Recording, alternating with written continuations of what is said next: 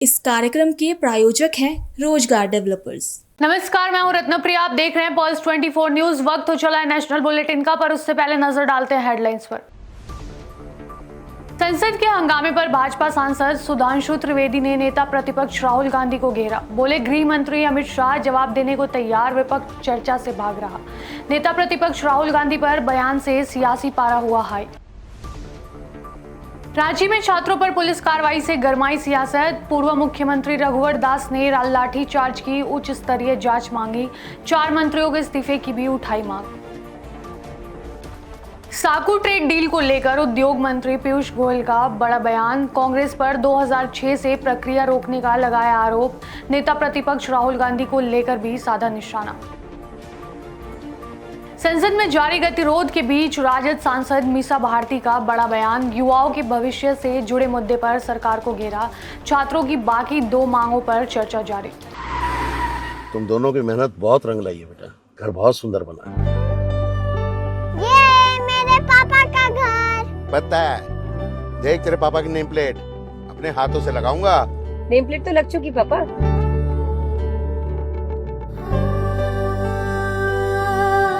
असल मेहनत तो आपने किया पापा, मुझे इस काबिल बनाने के लिए।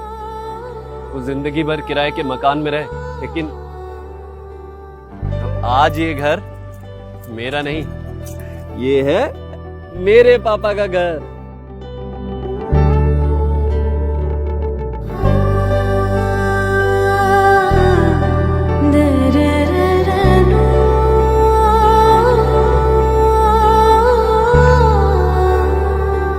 उड़ान सपनों की, आंगन खुशियों का और साथ सकर्णी का।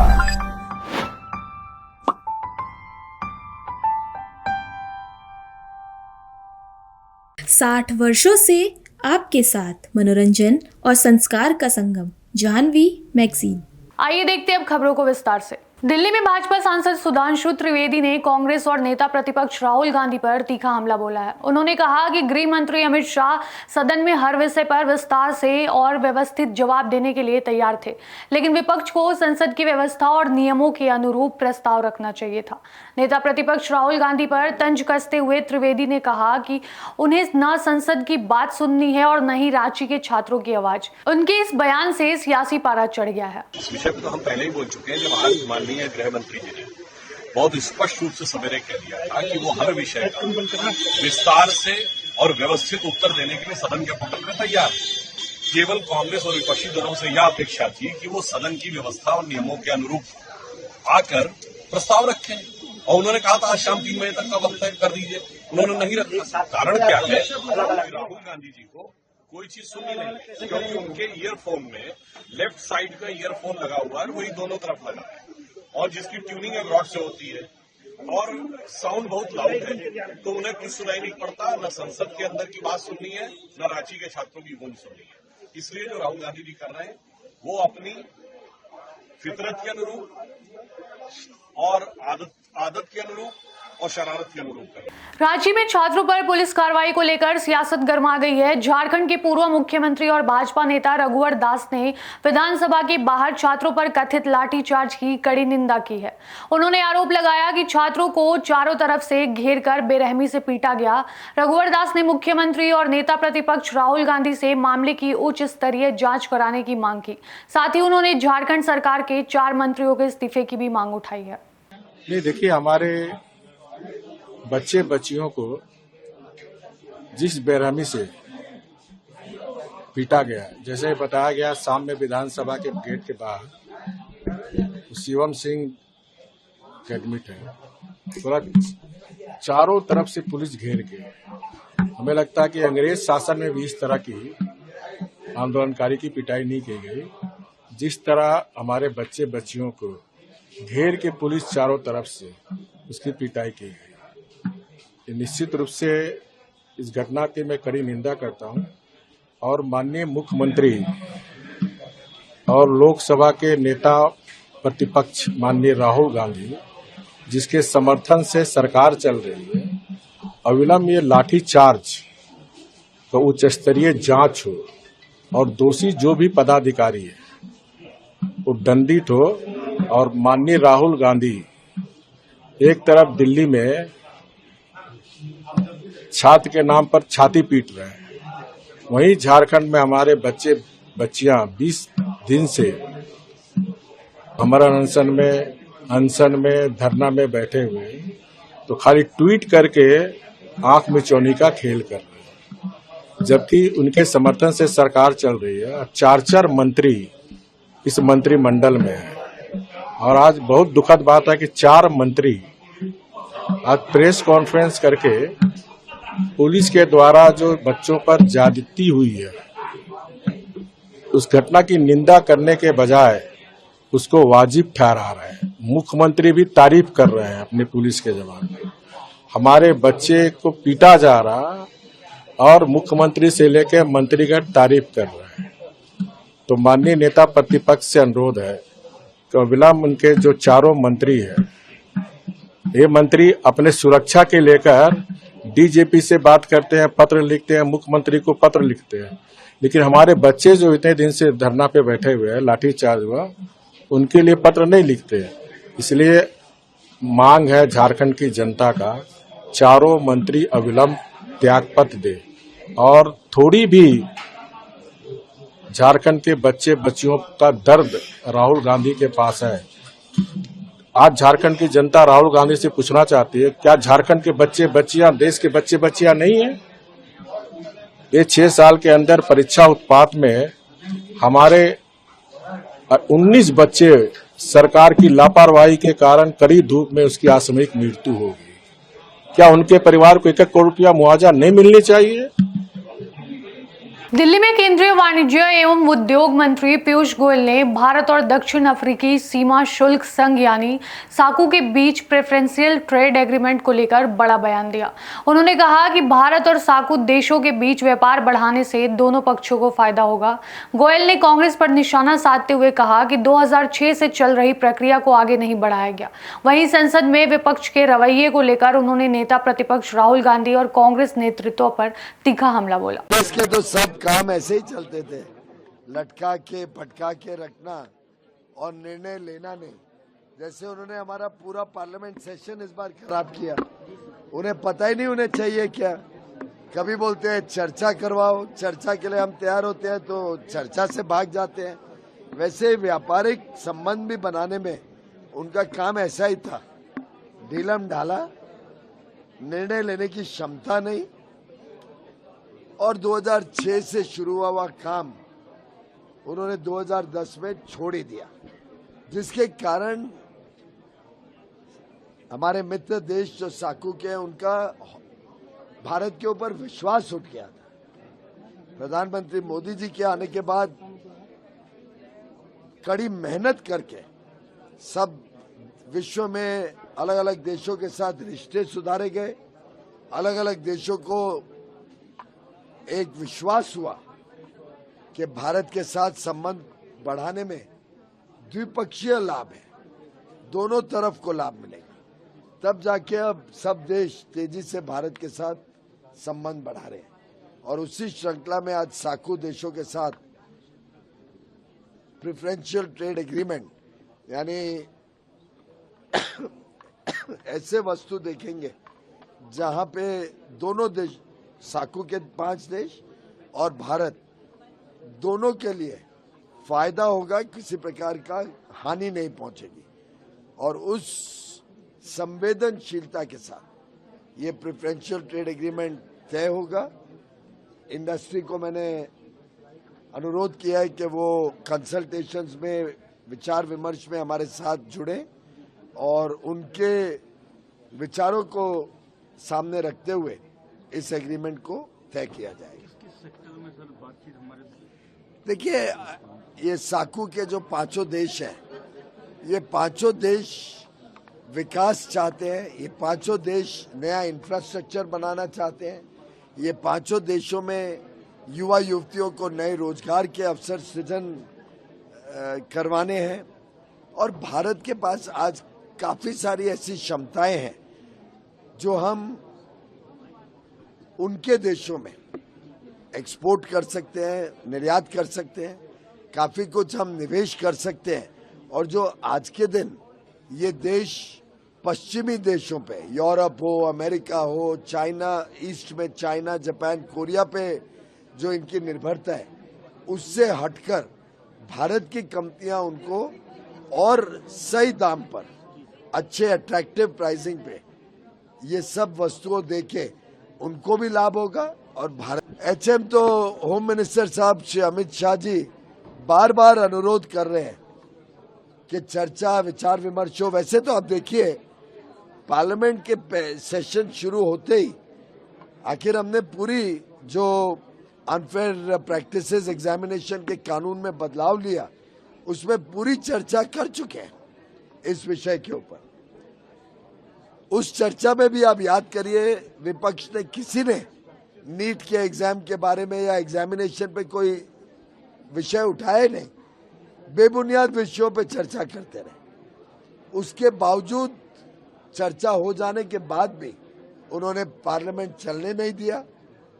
और मैं समझता हूं कांग्रेस और राहुल गांधी अपने विपक्ष के मित्रों के साथ खुद चर्चा से भाग रहे हैं, क्योंकि वो पर्दाफाश होता देख रहे हैं उनका।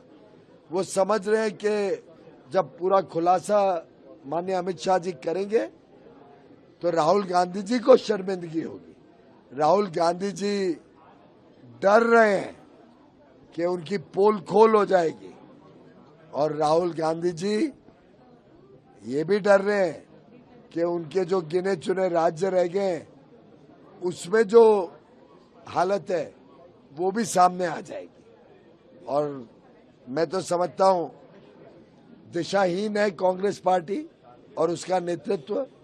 राहुल गांधी जी खुद नहीं जानते वो क्या चाहते हैं, क्या नहीं करना चाहते हैं। और उसका अगर और उदाहरण चाहिए तो आप कर्नाटक की मिनिस्ट्री की हालत देख लो। माननीय शिव कुमार जी मुख्यमंत्री कब बन के शपथ ली थी उन्होंने, फिर मंत्रिमंडल अनाउंस हुआ, विड्रॉ हुआ, अब कुछ नया अनाउंस हुआ है, कुछ भरोसा नहीं है वहां क्या होगा। दिल्ली में राजद सांसद मीसा भारती ने संसद में जारी गतिरोध को लेकर सरकार पर निशाना साधा है। उन्होंने कहा कि विपक्ष लगातार चर्चा की मांग कर रहा है और युवाओं के भविष्य से जुड़े मुद्दे से ज्यादा जरूरी कोई दूसरा विषय नहीं है। मीसा भारती ने आरोप लगाया कि विपक्ष को सवाल पूछने और अपनी बात रखने का मौका मिलना चाहिए। वहीं झारखंड में छात्रों के आंदोलन को लेकर उन्होंने कहा कि सरकार 12 में से 10 मांगे मान चुकी है और बाकी की 2 मांगों पर चर्चा जारी है। देखिए, हम लोगों ने किसी ने नहीं सुना, हम लोग सदन के अंदर थे, पता नहीं मीडिया में बोला या किसको बोला, बट किरण रिजिजू जी ने जरूर सदन में ये बताया कि अमित शाह जी चाहते हैं कि वो सदन के अंदर आए और 3 बजे से लेकर के और वो अपनी बात को रखे। लेकिन वो बात अमित शाह जी कब रखेंगे, जब आप बिल्कुल एकदम शांतिपूर्वक उनकी बात को सुनेंगे तब। आपको शोर नहीं मचाना है, कोई सवाल नहीं पूछना है, जो अमित शाह जी बोले उसको सच मान लेना है। अब एक बात बताइए, अमित शाह जी, क्योंकि जो पार्लियामेंट है उसकी एक अपनी कार्यसूची होती है, उसमें बिजनेस लिस्टेड होता है। अमित शाह जी के नाम से, होम मिनिस्टर के नाम से कोई भी इस तरह का कोई लिस्ट में नहीं था, कार्यसूची में शामिल नहीं था। शामिल अमित शाह जी की तरफ से था तो एक कॉर्पोरेट का मामला था, जो कॉर्पोरेटिव का उनका मामला था, जो कल आ चुका था सदन में।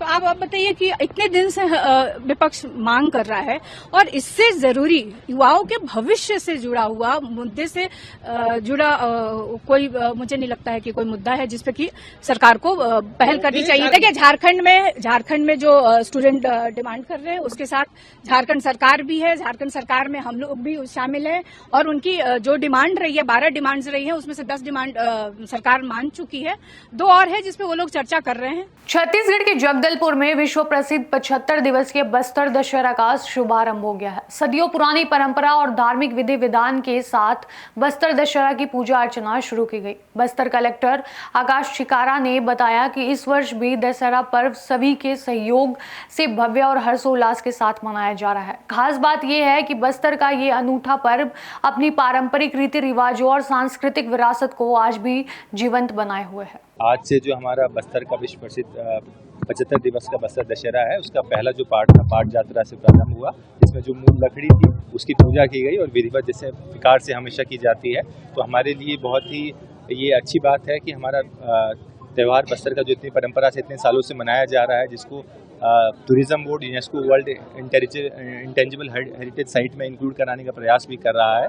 तो ये बहुत ही विधिवत पूजा तरीके से शुरू हुआ है और इसका समापन हमारा जो दशहरे के दिन होगा, जिस दिन अपनी मावली माता की और दंतेश्वरी माई की डोली के बाद नेक्स्ट दिन उनकी विदाई होती है। तो पूरी प्रक्रिया नियम अनुसार हर प्रकार जिस प्रकार से पूरे हर्ष और उल्लास के साथ मनाई जाती है, उसी प्रकार से इस बारी भी पूरी विधिवत तरीका से प्रारंभ हुआ है और पूरे हर्ष से और पूरे सब लोगों के सहयोग से, सभी समाजों के और सभी लोगों के सहयोग से बड़ी भव्य ढंग से इस बार भी आयोजित की जाएगी।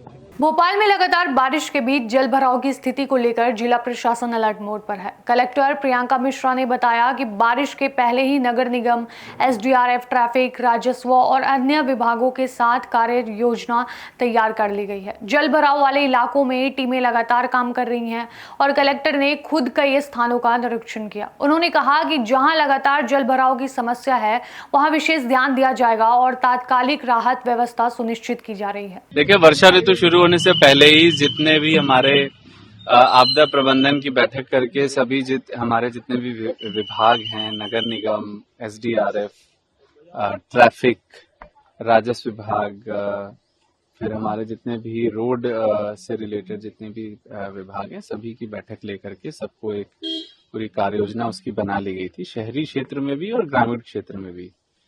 और सब लोग उसी प्लान के अकॉर्डिंग काम कर रहे हैं। ज्यादातर जो समस्याएं आ रही हैं वह हर वर्ष जब वर्षा होती है तो इस प्रकार की स्थिति आती है। मैंने भी कुछ जगहों का खुद भी निरीक्षण किया। ईंटखेड़ी में जो अपनी नदी है, बाणगंगा नदी के पुल का, फिर बाणगंगा जो हमारा बस्ती है वहां पर भी मैं गया। तो इश्यूज तो हैं, कुछ लोगों के घर नाले के ऊपर बने हुए हैं तो पानी निकलने में थोड़ी समस्या तो आएगी, बट पानी पूरा बह भी जाता है। और कहीं पर निरंतर वाटर लॉगिंग की जैसी स्थिति जहां पर है वहां हम लोग ज्यादा ध्यान देंगे। कल भी पूरी रात शाम से ही हमारी पूरी टीम, नगर निगम की सभी विभागों की पूरी टीम मैदान में थी और बहुत काम भी किया है सबने। एमपीबी ने, नगर निगम ने, ट्रैफिक पुलिस ने, सबने अपना अपना जो भी रोल है वो किया है। और जिला प्रशासन का देखिए यही रोल होता है, तात्कालिक जो व्यवस्था है वो देना। बाकी जो दीर्घकालिक जो इसमें जो भी बदलाव या जो सोल्यूशंस हैं वो तो जो भी कार्य योजना बनी हुई है, बहुत से काम हुए भी हैं, सैंक्शन भी हुए हैं और आगे भी होंगे। ठीक है, बट ऐसे बहुत सी जगह हैं जिनकी मुझे भी सूचना मिली है, मुझे भी जो फीडबैक मिला है, जहां पूर्व वर्षों में पानी ज्यादा भरता था, बट इस बार जो है वहां साफ सफाई से वहां उतना तेज पानी नहीं भरा और निकला भी, समय पे निकल भी गया। तो ऐसा नहीं है कि साफ सफाई के रिजल्ट नहीं है, बहुत सी जगह साफ सफाई के रिजल्ट आए भी हैं, मिले भी हैं, पर अब कुछ व्यवहारिक समस्याएं तो हैं ऐसे रिहायशी क्षेत्रों में। देखिए, शायद ही कोई शहर हो ऐसा देश का, आप चेन्नई ले लीजिए, मुंबई ले लीजिए, हर जगह ये अर्बन फ्लड्स जो है वो एक सच्चाई है शहरों की। हम ये सोच लें कि पानी कहीं पर एक बूंद भी नहीं रुकेगा, ऐसा तो संभव नहीं है, लेकिन वो किस गति से निकल रहा है और जो भी स्थानीय प्रशासन है वो किस गति से काम कर रहा है, यही हमारा रोल है। मध्य प्रदेश के गढ़ाकोटा में स्वतंत्रता दिवस के उपलक्ष्य में देशभक्ति का जबरदस्त माहौल देखने को मिला। हर घर तिरंगा अभियान के तहत नगर में भव्य तिरंगा यात्रा निकाली गई, जिसमें बड़ी संख्या में जनप्रतिनिधि, भाजपा कार्यकर्ता, अधिकारी, शिक्षक, विद्यार्थी, महिलाएं एवं नगरवासी शामिल हुए। हाथों में तिरंगा और जुबा पर भारत माता की जय के नारों के साथ पूरा शहर राष्ट्रभक्ति के रंग में रंगा नजर आया।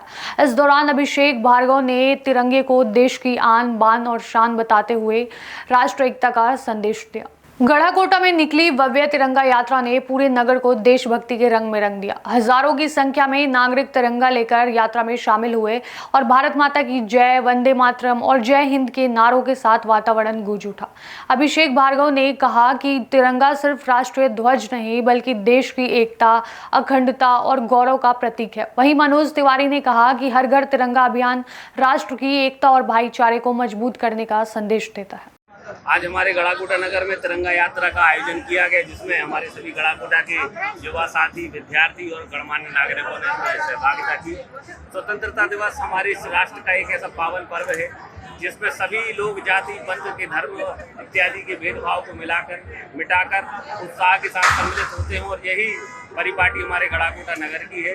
आज के इस पावन पुनीत अवसर पर हम सभी लोगों ने देश के उन अमर शहीद, उन अमर बलिदानी, स्वतंत्रता संग्राम सेनानी और सेना के जवानों को याद करने का काम किया है, जिनकी शहादत के से हमें आज़ादी मिली भी और आज़ादी के बाद आज तक का आज़ादी अक्षुण्य है।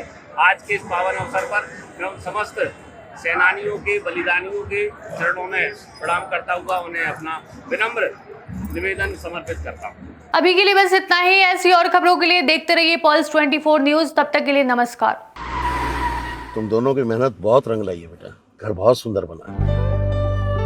ये मेरे पापा का घर। पता है, देख तेरे पापा की नेम प्लेट अपने हाथों से लगाऊंगा। नेम प्लेट तो लग चुकी पापा।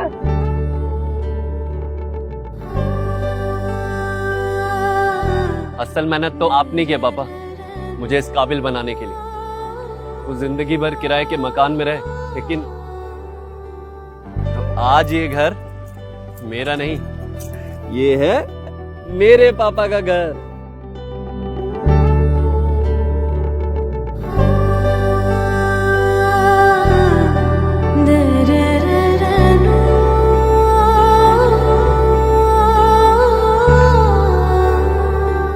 उड़ान सपनों की, आंगन खुशियों का और साथ सकर्णी का।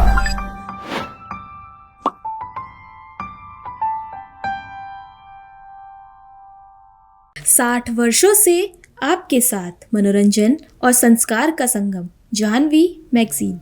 इस कार्यक्रम के प्रायोजक थे रोजगार डेवलपर्स।